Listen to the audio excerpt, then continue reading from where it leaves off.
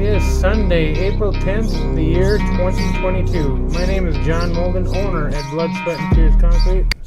The birds are really loud today. Hopefully everybody enjoys that. They're babies.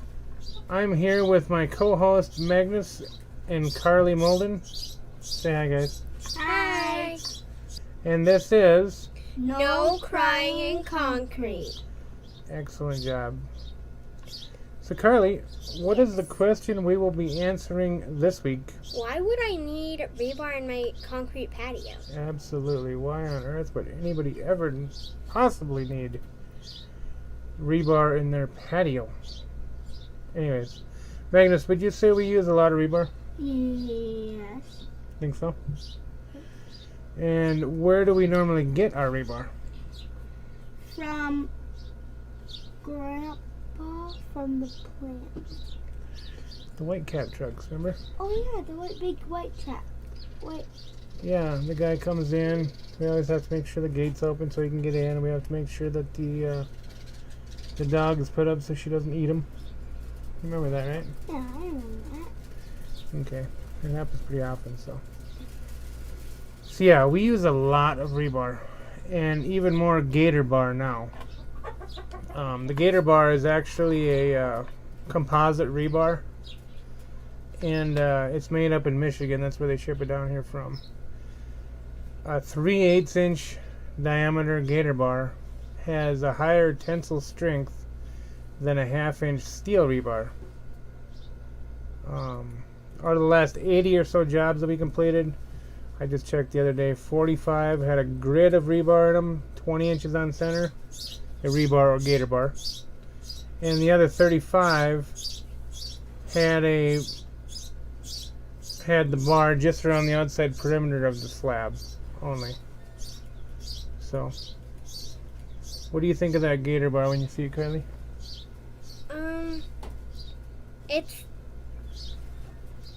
I kind of think of it as like kind of similar to rebar. Yeah. So. I mean, you can see it right from here. You can see how it's green in color, and it's it's kind of weird looking, but it's good stuff. It definitely looks different than rebar. It's got the price is really similar. The strength is really similar. The big advantage I think that the Gator bar has is that it's waterproof. It doesn't rust. So. It's good for by the pools. By pools, where there's irrigation running a lot and all that stuff. I think it's a great product. It sounds kind of cool, doesn't it? Yeah, Gator bar. Gator bar. What do you think of that, bud? Yeah. Pretty nice, huh? Like someone who may not know much about it or whatever, you say, so we're going to use a Gator bar in your spa pad or whatever. They're going to be like, that's a cool name. Yeah. What is it? Exactly. People are wondering right away when they see it, what is it? And that's why whenever we send out an estimate now, we put a link to a blog article in it that explains the Gator bar. So, pretty fun. Is there any other things that you were wondering about the Gator bar? So does it have the little, bumps on it like the rebar? It doesn't have the bumps on it. It's rough, but where the rebar actually, all the ribs on it make it for a total mechanical bond. So the concrete sticks to the rebar because of the shape of the rebar. The Gator bar and some other of the composite ones, they claim to have not only a mechanical bond because they are kind of rough, but a chemical bond. So it's almost like the concrete soaks into them and it becomes part of the structure. But kind of neat, Yeah. Uncle Dude's been using it up in Minnesota for 5-6 years now, and it seems to work really, quite well. He's gone through many winters, and usually the frost is pushing, and it's really testing it out, and it's worked out perfectly. So if it holds up in Minnesota, it should have no problem holding up down here. Right. Yeah. Because up in Minnesota, yeah, it gets hot, but the snow and the colder weather is what? Yeah. Now down here, it's probably going to be the heat. Yeah, exactly. Yeah. This is a pretty good environment for concrete in comparison to Minnesota. That freeze-thaw cycle is really tough on it. So, Carly, what do you think people say when I mention putting rebar in their patio? It's just a patio. I'll never drive a car on it. Do you think I'm made of money? Are you crazy? Yeah, exactly. They say things like that.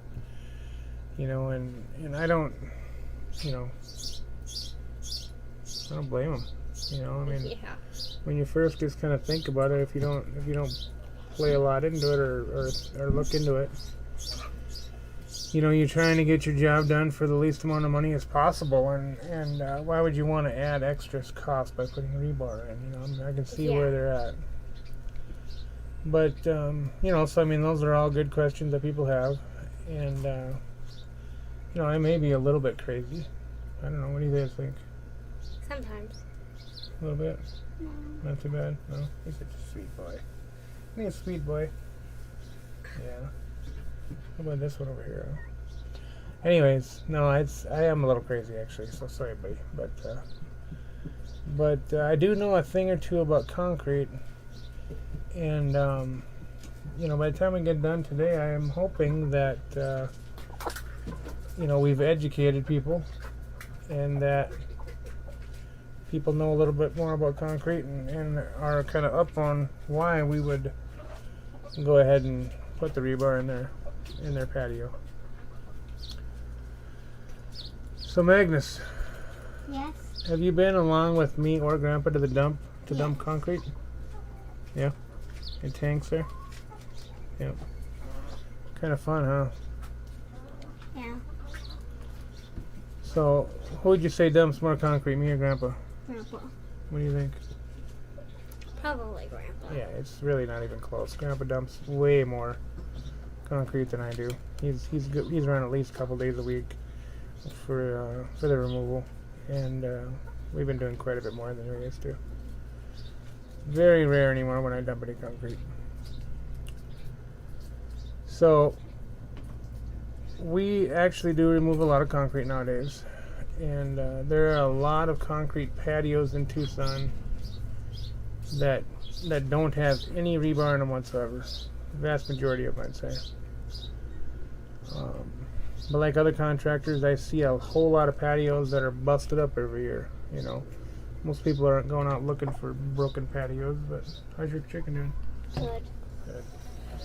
But we actually have to go out and find them and see them, because that's what we do. And you know, in 1 year, I probably see more broken up patios than the average person sees in their lifetime, you know, because they just wouldn't even notice it. But also, as contractors, have to put a warranty on these patios. So that gives us a perspective that very few will ever have.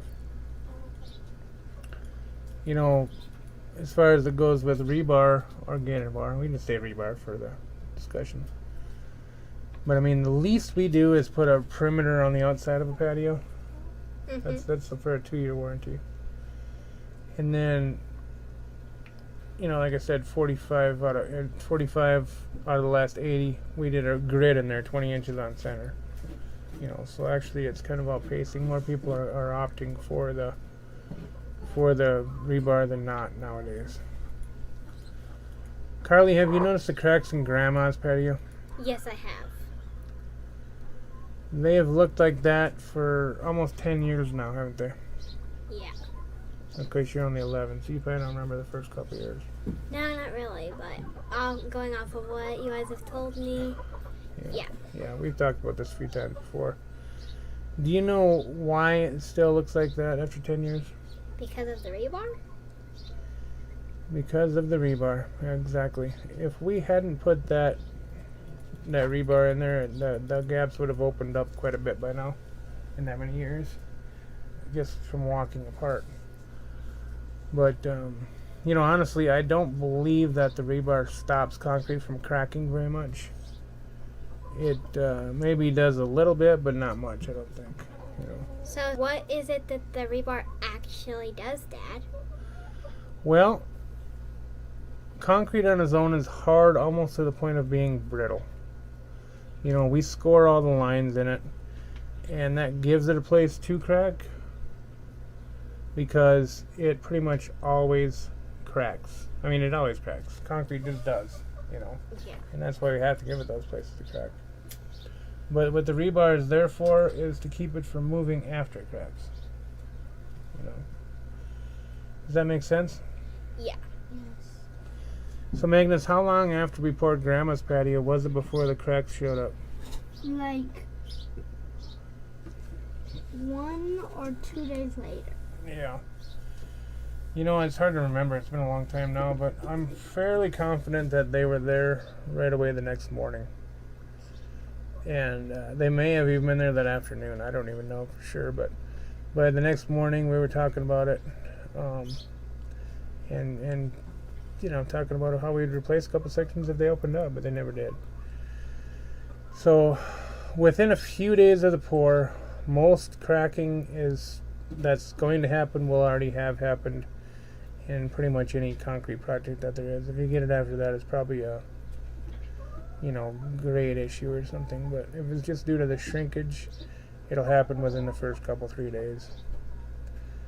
And you know, basically that shrinkage is the excess water that isn't used in the hydration process leaving the concrete. So as it goes out of it, a slab that's 100 feet long will shrink approximately 1/2, just a little bit over 1/2 of an inch in overall length because of the water leaving it. So that's where something's got to give. As time goes on and temperatures fluctuate, the cracks and slabs will open up when it gets cool and close as it expands. You know, as it gets warmer and expands. So there goes the chicken. Oh, she's doing fine. Oh, there you go. Yes. All right. So we got a chicken model, walking the runway. Hey there, Chicky. How you doing? How are you doing? Oh, you coming out this way? Oh, there she goes. So cracks basically open when it's cool.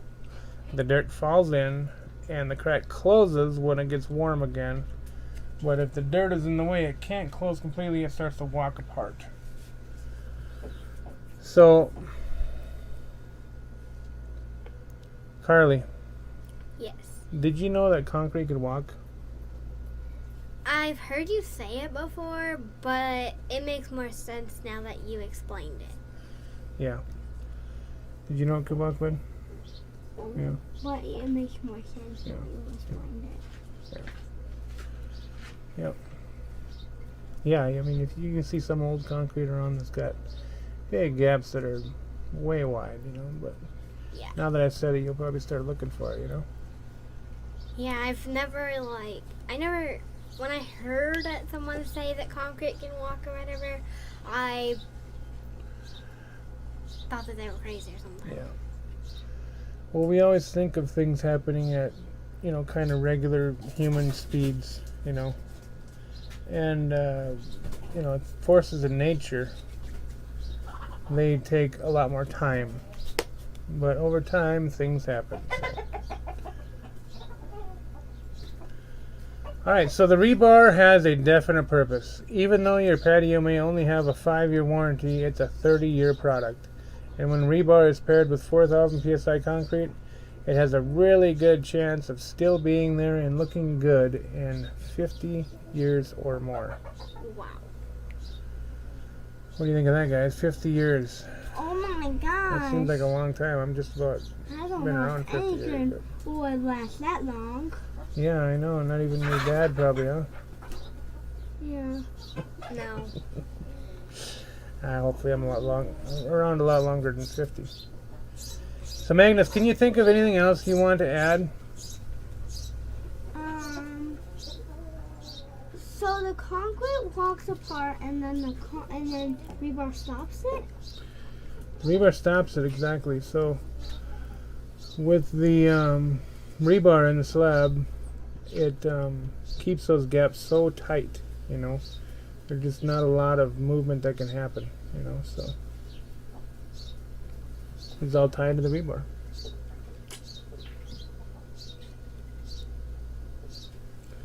How about you, Carly? You got anything this week? So, excuse me. Do you just so when you're when the guys are prepping the ground and stuff, Mm-hmm. do they just I'm pretty sure I've seen it, but do they just lay the rebar like this, right? Yeah, and then they tie it. And then they use a little rebar chair underneath it at the intersections Oh yeah. so that it holds it up at the right height. Oh yeah, I've seen those too. And the Gator bar tie is just like the rebar does. It's no different, you know. Well, I don't have anything else to say. Audience, do you guys have anything to say? Yeah, you got anything, audience? Alrighty. Well, you guys ready to sign it off then? Yep. Alright, well, we can do that then, I suppose, huh?